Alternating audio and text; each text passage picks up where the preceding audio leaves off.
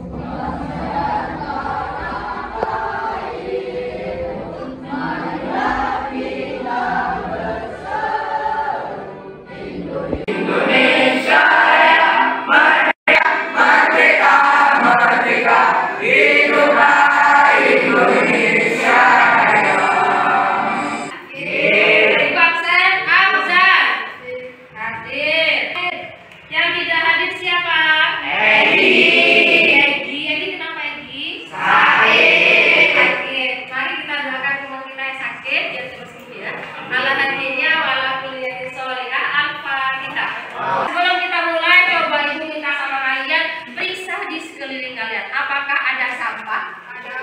Silakan sampahnya dibuang ke tempat sampah. Ayo, dibuang dulu. Sampahnya dibuang. Yang ada sampah silakan dibawa di sekitar. Tolong dibuang dulu sampahnya. Tepuk semangat.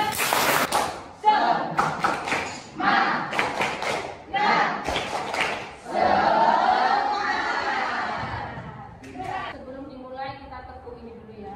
Tepuk wudhu. Sambil cuci tangan.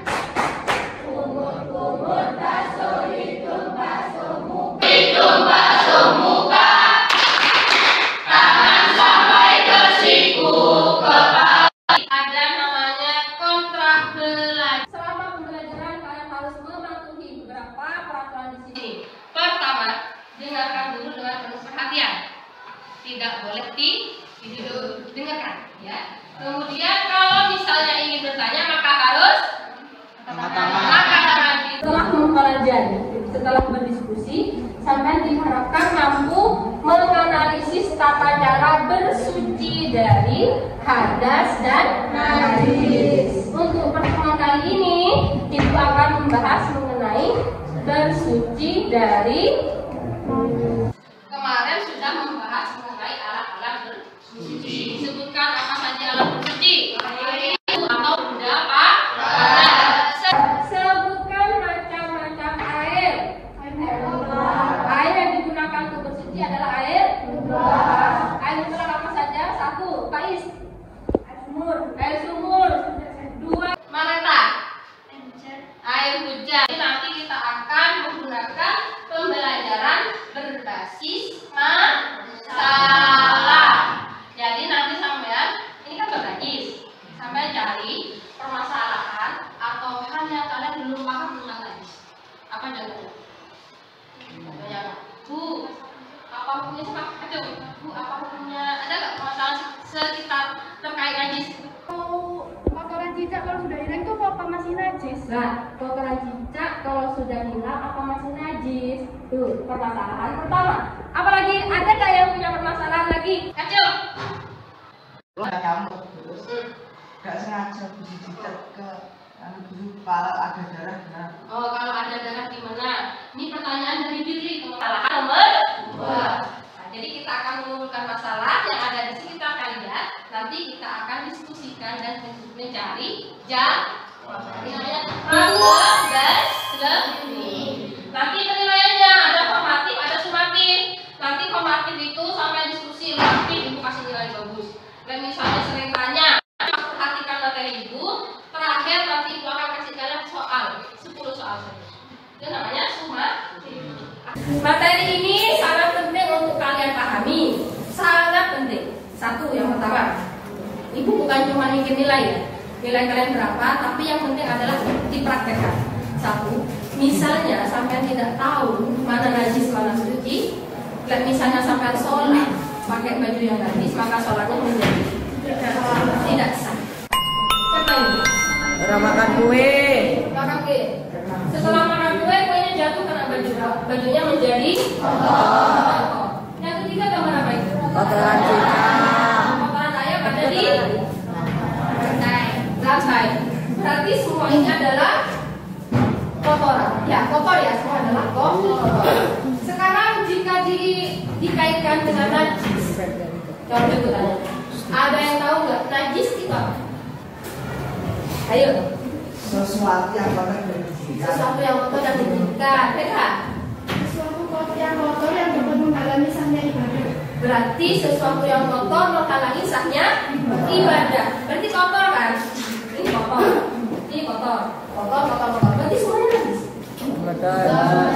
Terus bagaimana? Sekarang ibu tanya sama kalian. Misalnya Akbar. Ibu tanya Akbar ya. Akbar sama Bima.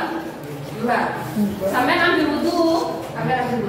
Tiba-tiba di sana sampai ludah. Bima ngeludah. Ya, sudah. Kena bajunya Akbar. Berarti najis apa tidak? Bukan. Najis apa tidak? Bukan. Akbar sampai jijik nggak kena ludahnya itu Bima? Jijik. Berarti najis. Bukan. Karena tidak termasuk kategori najis. najis itu adalah segala sesuatu yang kotor atau menjijikkan yang harus disucikan karena dapat menghalangi sahnya ibadah. Lah benda-benda najis itu nggak sembarang kita sebutkan. Disebutkan di surat Al-Maidah ayat 3. Bismillahirrahmanirrahim. Hurrimat alaikumul maitatu waddamu walahmul khinziri wa ma uhillat li ghairillahi bihi. Jadi benda yang najis yang pertama adalah al-maitatu. Apa al-maitatu? Bangkai. Bangkai adalah segala sesuatu yang mati tanpa disembelih menyebut nama Allah. Itu bangkai. Nomor 2 anjing babi. Segala sesuatu yang melahirkan maupun nanah, mentah dan ini. Jadi najis ada 7. Ada banyak gambar di sini. Yang pertama adalah gambar apa ini? Kotoran kucing. Nah, sampai jawabnya diskusikan. Kotoran kucing masuk mukhafafah, mutawasithah apa mughaladah? Sampai klik. Dan misalnya mukhafafah, klik mukhafafah. Paham? Ini kita akan membagi menjadi beberapa kelompok. Ini sudah ibu bentuk sesuai dengan asesmen diagnostik kemarin. Ibu masih Google Form kalian kan? Ini ada kelompok auditori. Ini kelompok yang belajarnya sifatnya kalau visual belajarnya itu dengan melihat gambar. Dia kalau melihat gambar itu paham. Dan terakhir kinestetik. Ini kelompok yang kalau belajar bersedia. Silakan kalian coba sendiri. Sudah sesuai atau tidak? Sekarang ibu minta kalian kumpul dengan kelompoknya masing-masing. Ibu hitung 1 sampai 5. 1.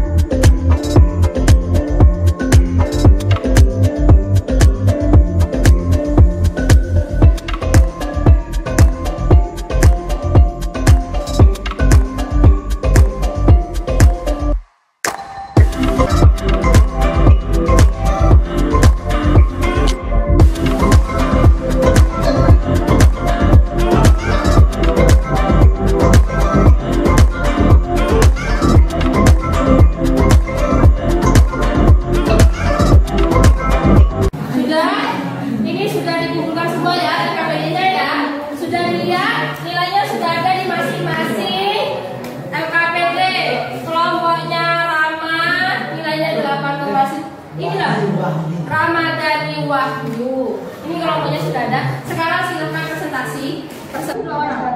Bismillahirrahmanirrahim.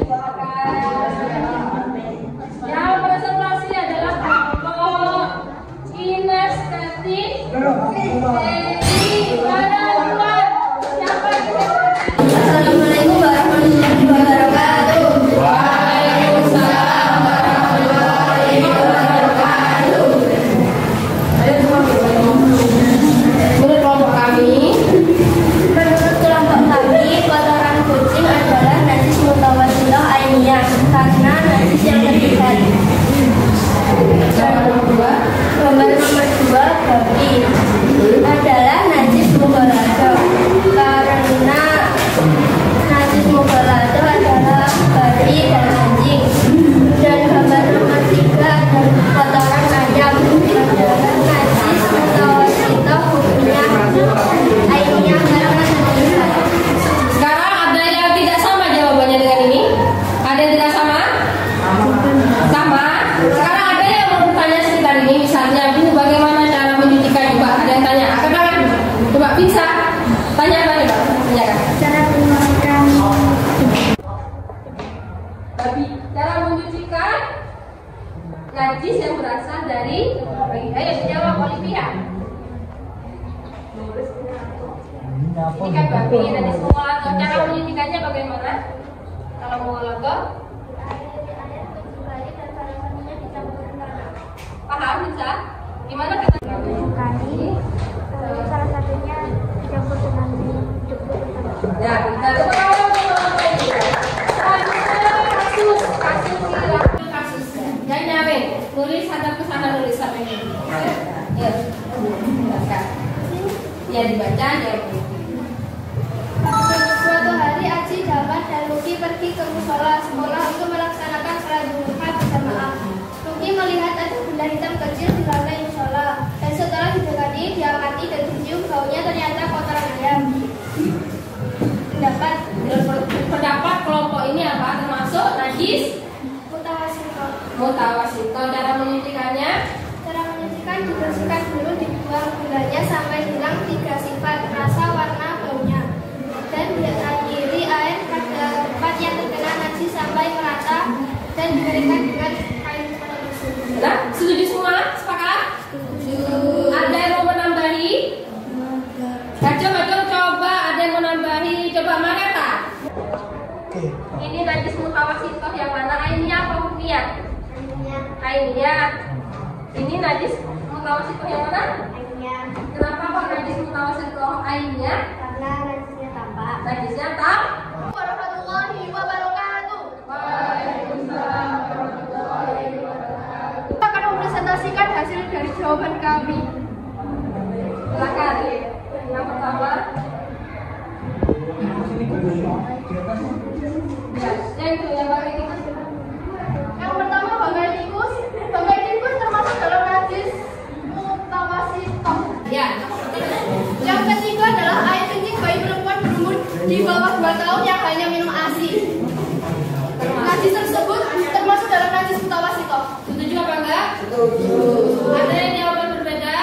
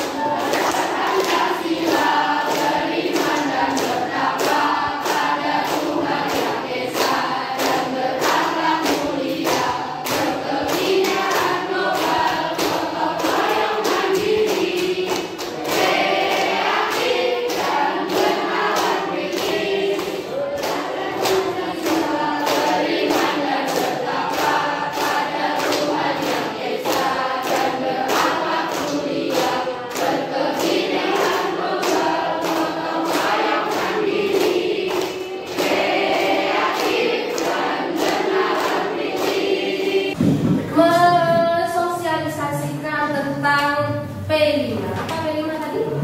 P5, satu P yang pertama proyek, yang kedua proyek penguatan profil belajar Pancasila. Dan karena kita itu ada di MTS Kementerian Agama, ada tambahannya profil pelajar rahmatan lil alamin. Untuk apa? Nanti akan Ibu jelaskan. Sekarang kenalan dulu ya. Sekarang kenalan dulu. Temanya adalah bangunlah jiwa dan raga menjadi pahlawan anti bullying.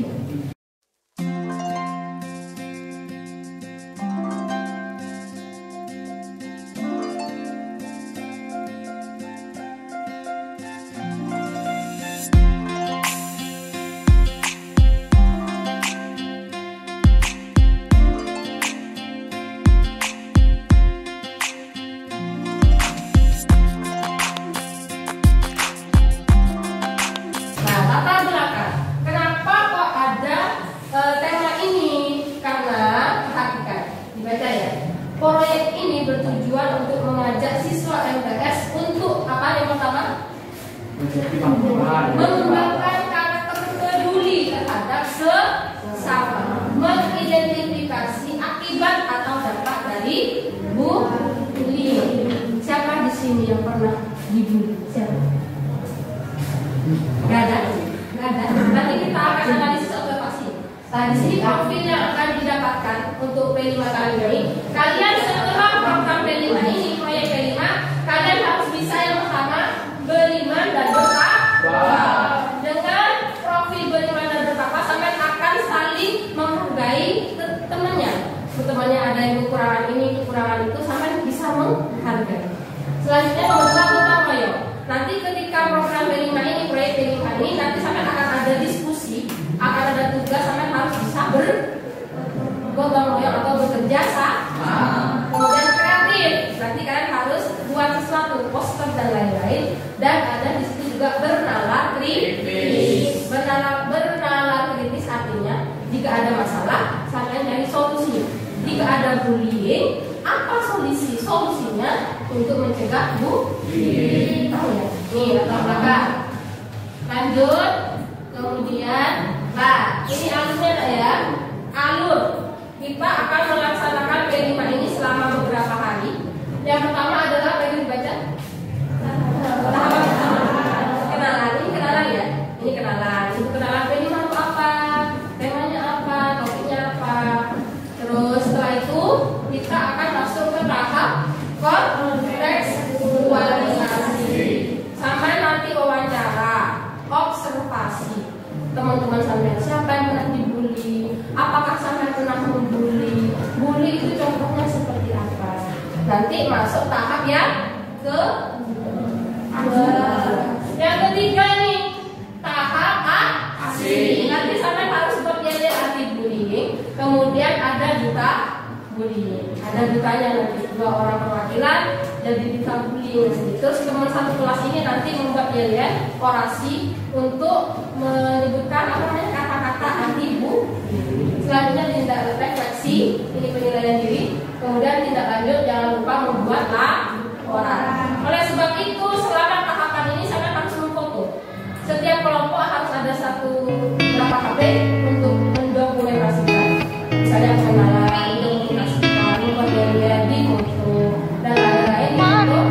Kemudian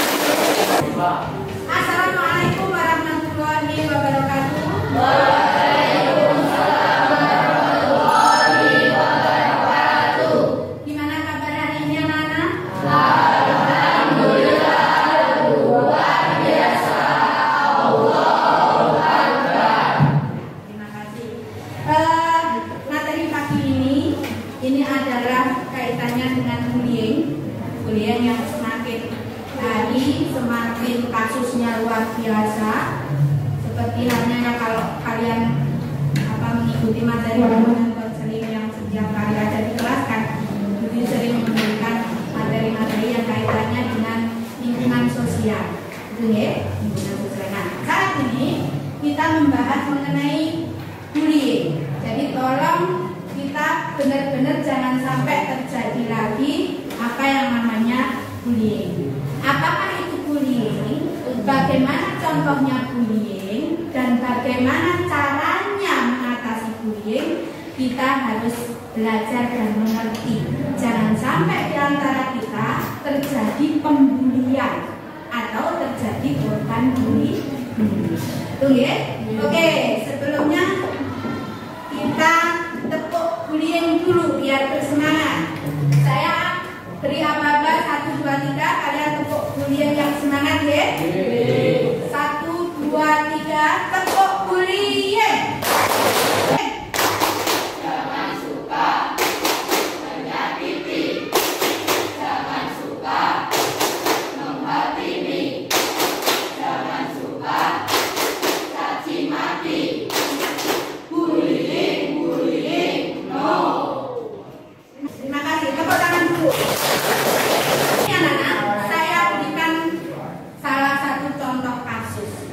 Sebenarnya kasus ini tidak menjadi kasus yang kasusnya ini, tetapi kasus-kasus itu banyak sekali yang kaitannya dengan perilaku kalian, baik yang berada di kelas, di luar kelas maupun di luar lingkungan madrasah. Siswa kelas 9 mogok sekolah selama hampir 2 minggu. Hal ini disebabkan sering diolok-olok temannya sebagai anak manja, cengeng, dan selalu ingin diperhatikan gurunya. Ia juga pernah dimintai uang oleh temannya, target. Dia lambat belajar dan kurang percaya diri. Kita kira di kelas ini ada nggak yang mengalami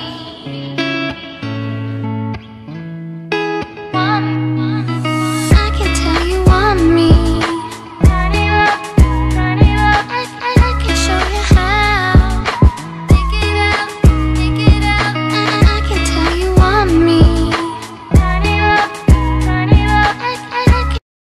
Tadi sudah dijelaskan ya sosialisasi yang melakukan bullying oleh ibu dan guru tadi sudah ya.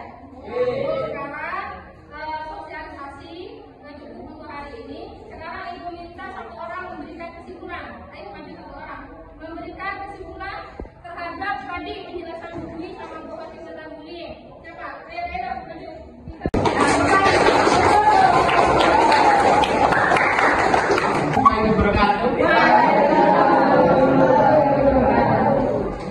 Kesimpulan bullying adalah suatu kekerasan yang dilakukan dengan sengaja oleh satu orang atau satu kelompok orang yang lebih kuat atau berkuasa terhadap orang lain dan tujuan untuk menyakiti dan dilakukan secara terus-menerus. Macam-macam bullying fisik, bullying verbal, dan bullying sosial. Sudah cukup paham ya? Itu kesimpulan terhadap sosialisasi yang mengenai masalah bullying tadi. Kita tepuk bullying tadi. Sekarang bagaimana kegiatan Melina hari ini? Seru.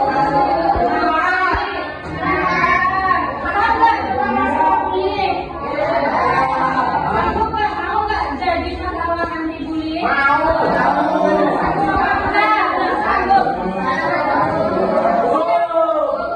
Siap jadi pahlawan anti bullying. Ya, 1, 2, 3. Siap. Pahlawan anti bullying. Paham ya? Manfaat kedepannya. Jadi tidak ada bullying lagi di madrasah. Yang tukang bullying tolong introspeksi diri, tolong bertahu.